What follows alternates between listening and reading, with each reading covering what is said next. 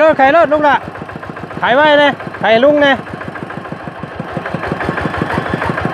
ขาย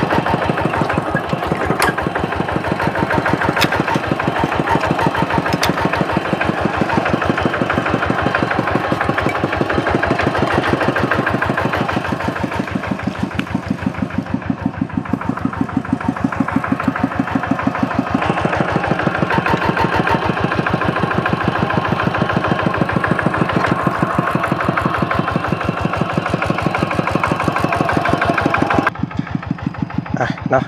กับทักทายสบายดีเด้อพ่อแม่พี่น้องหมู่เพื่อนกันเบิดสุขุสู่คนเนาะพ่อกันกับบ่าวจันอีกEPนี่พี่น้องเอ้ยเนาะทางบ่าวจันพาพี่พาน้องมาฟังเสียงรถไถนาเนาะกำลังสิไถมุ่งนี่แหละพี่น้องเอ้ยเนาะมันยังบ่แล้วรอบก่อนนะเพิ่นไถบ่ได้ว่าซั่นพี่น้องมันแข็งเนาะนี่ก็จักสิได้บ่ได้แล้วลองเบิ่งบาดนี่พี่น้องเอ้ยลุยลองเบิ่งเนาะไถแหละสิว่านไว้คือเก่าเพราะว่าดำมันแข็งพี่น้องเอ้ยเนาะจักสิเหยียบโคมได้ซำใดก็จังว่ากันเนาะตัวนี้พี่น้องก็ลองเบิ่งว่าสิได้บ่ได้จังได๋มาพี่น้องเอ้ยเนาะ เฮ็ดนาแบบสมัยใหม่เนาะ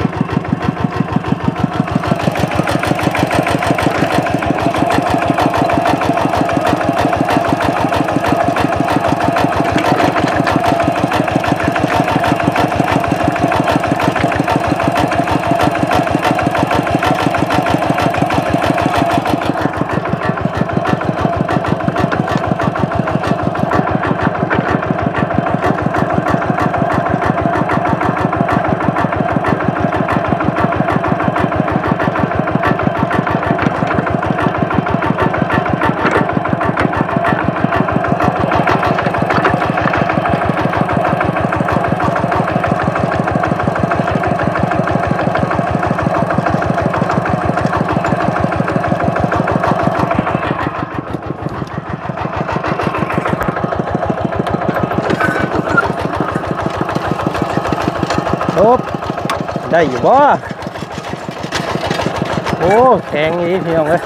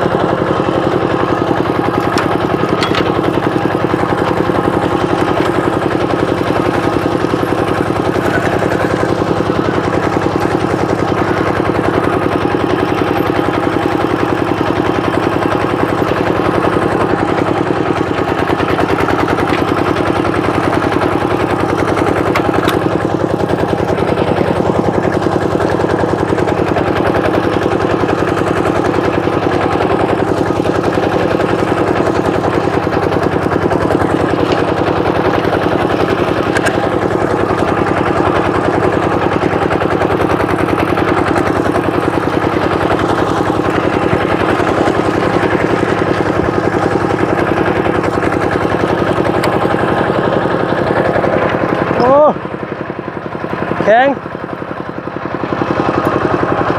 ได้ดอก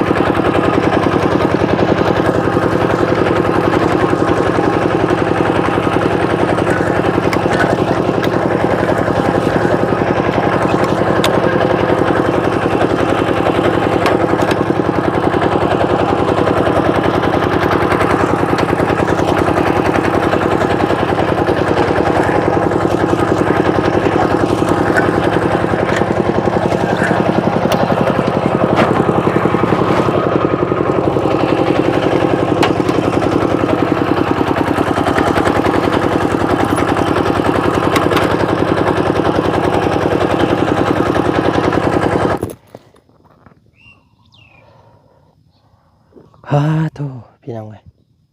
ฮ้อนเนาะอู้ยเกือบบ่รอดไถนาให้นี่พี่น้องเอ้ยบ้าโธ่แข็งขนาดหมักก้อนไทยจนบ่ปิ้นพี่น้องเอ้ยเนาะโอ้โธ่ทุลักทุเลอ่ะก็ถือว่าได้บางส่วนก็บ่ไถฮอดบ่ปักลงฮอดบ่ได้พี่น้องเอ้ยเนาะก็ถือว่าได้ 80% บ่ได้เต็มมิตรเป็นหน่วยปานใดก็ยามันเนาะพี่น้องเนาะได้ส่ำใดก็ส่ำนั้นแหละพี่น้องเอ้ย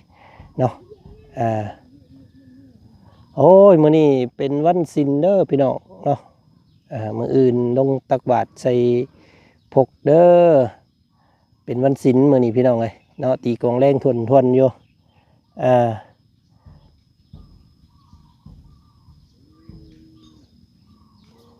โอ้ฮ้อนฮ้อนคักพี่น้องเอ้ยเนาะกับทักทายสบายดีพ่อแม่พี่น้องกันเบิดสุขุสุคนเด้อเจอกันครับบ่าวจันมื้อนี้ก็นาเหี่ยวนาฮุบพี่น้องเอ้ยเนาะละแกเนาะละแกลึมื้อนี้พี่น้องเอ้ยฮ้อนไถเมื่อกี้นี่ป้าโธ่เกือบบ่ไหวเนาะเป็นจังได๋เด้พี่น้องเอ้ยเนาะหลายคู่หลายคนแล้วเบิดดบ่ให้นาตะกร้าเนาะทางแม่น้องเซอร์เพิ่นยังซองให้ตะกร้าน้อยพี่น้องเอ้ยเนาะประมาณอีกมื้อนี้มื้ออื่นน่ะสิแล้วทางแม่น้องเซอร์เพิ่นเนาะทางบ่าวจันก็มาพี่ได้พี่น้องเอ้ยมาทางนาใหม่นาโคกหนองนาเนาะก็ไถให้มัน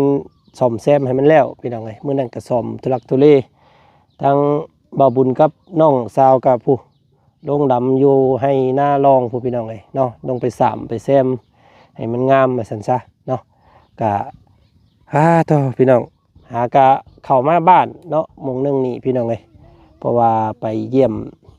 พุ่นแหละพี่น้องเนาะส่งข้าวส่งน้ำทางตู้พ่อเพิ่นอาการเพิ่นก็ดีขึ้นแล้วพี่น้องเอ้ยเนาะก็คือสิเดิมปรับสภาพอากาศอยู่ข้างในไร่แล้วตอนนี้เพิ่นก็ถือว่าจิตใจกระเทียนขึ้นแล้วว่าซั่นซะพี่น้องเอ้ยเนาะแต่ก่อนยังว่าตกอกตกใจแบบว่าคิดหลายนำสถานที่ใหม่เนาะแออัดคนก็หลายกี่คิดกี่เฮือนพี่น้องเอ้ยเนาะแต่ว่าวันนี้เพิ่นก็คือสิปรับสภาพเขานำได้แล้วว่าซั่นซะเนาะก็ฝากเป็นกำลังแห่งใจพี่น้องเอ้ยเนาะทางทุกพ่อเพิ่นก็ได้แล้วก็ทางเบิ้งบ้านนี้พี่น้องเลยเนาะแม่น้องเชอเพิ่นแล้วหน้าทางอินเพิ่นกับเบิดก้าเบิดบุ้งเนาะก็เพิ่งเบิ่งบรรพหัสพี่น้องเลยเนาะก็สิได้พากันขึ้นเซโปนอีกก้อนขึ้นไปเปลี่ยนผ้าสลงสลาให้ทางเบาสอนรามเฮาพี่น้องเลยเนาะแล้วก็ขึ้นไปดำเนินการเรื่องบ้านเฮือนซ่านของน้องไม้น้องไทยเนาะเห็นทางเบาเสียงเบาบุญเบาไล่ก็มีงบส่วนหนึ่งมาสันซะพี่น้องไงเนาะกะสิได้อยู่บ่เนาะเป็นทรงเป็นเสาให้น้องเพิ่นพี่น้องไงกะยังขาดหลายเยอะพี่น้องไงเนาะขาดหลายอย่างเฮือนน้องเพิ่นนี่ขาดค่าทรงค่าสร้างค่าไม้ค่าตอกเนาะค่าใบประตูประต่างโอ้ยหลายพี่น้องเลยเนาะสรุปแล้วบ่าวจันไล่เบิ่งเฮือนประตูเดียเนาะประตู7 ปีเบิด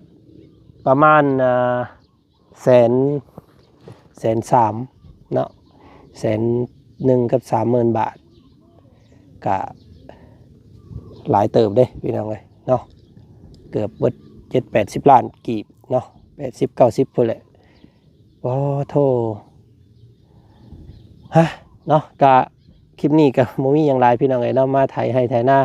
เตรียมหาข้าวปุ้งข้าวปลูกเมื่อวานก่อนบาดนี้พี่น้องเอ้ยฝากขอบขอบใจเด้อเบิดสุขุสุคนพี่น้องไอ้ที่ติดตามรับชมคลิปนี้กับบ่มีสาระน่าฮู้ปานใดเนาะก็ขอบขอบใจหลายๆสำหรับให้เกียรติติดตามรับชมจนจบบ่ข้ามโฆษณาเนาะพี่น้องเนาะก็เฮ็ดให้หน้าพี่น้องไอ้บ่ค่อยมีสาระปานใดเนาะก็ไถให้ไถหน้าให้พี่ให้น้องเบิ่งก็คือสิบ่อยากเบิ่งปานใดแล้วว่าซั่นทรงสิเมื่อยเนาะพี่น้องเนาะ ไปพี่น้องสำหรับคลิปนี้ทางบ่จันขอตัว หาช่วยหน้าช่วยตาก่อนแดดอ่อนสักน้อยหนึงสิมาวันแล้วก็คาดให้พี่น้องเบิ่งอีกเนาะเอามื้อนี้สบายดีเบัดสุขสุขคนเด้อเจอกันใหม่พี่น้องไป